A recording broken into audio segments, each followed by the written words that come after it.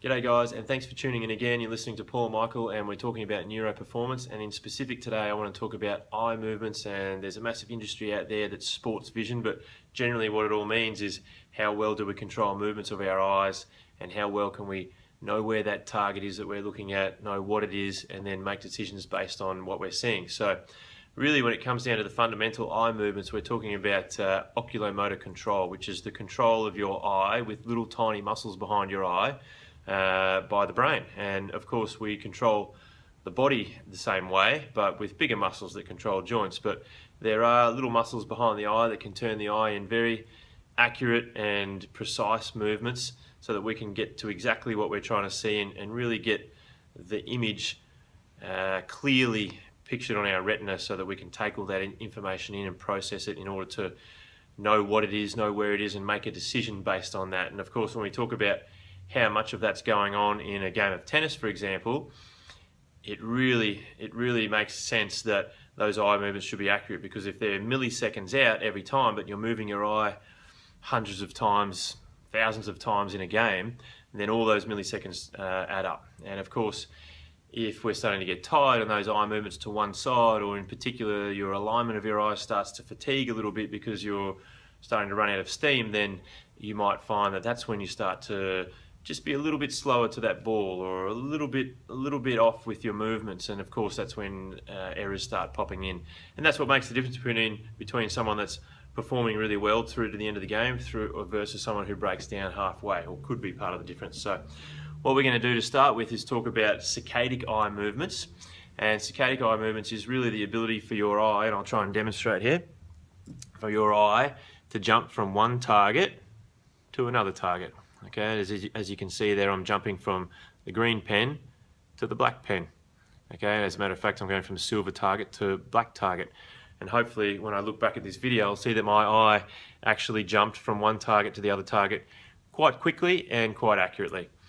The problem is if those targets really become too hard for that eye to jump between, or if the eye movement is really inefficient. And how I would demonstrate that would be that an eye movement would look like it's going from the silver to the black in two movements like I've just showed you, or it might look like that and the head starts to try and help, or the eyes might jump past the target and come back. So all these inaccurate movements all cost time and cost extra energy for the brain to then process through those extra eye movements and become a performance issue.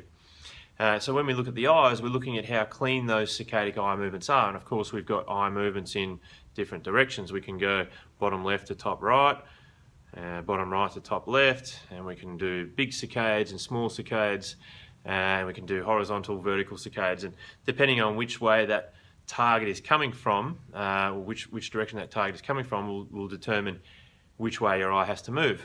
And so we want to see that each eye movement is quite accurate and quite fast. And if we start testing people, often what we'll see is that one of those eye movements is a little bit slow, or when we go to the left, the head has to help, and then there's a little bit of a latency or a slower movement to one side. So this is something that, as a neuroperformance expert, we would then break down and try and clean up. And by that I mean we would try and make those movements more accurate and more fast, so there isn't that delay in milliseconds for movement. Okay, or is it there's an immediate clear image that we can process quickly and not delay our swing of the tennis racket, or our swing of the baseball bat, or whatever we're talking about. So we'll go on to have a quick discussion also about convergence and divergence. And really convergence is about the ability for the two eyes to come in on a target. And if I've got this black pen coming towards me, you'll see that my eyes have to converge to hold that target.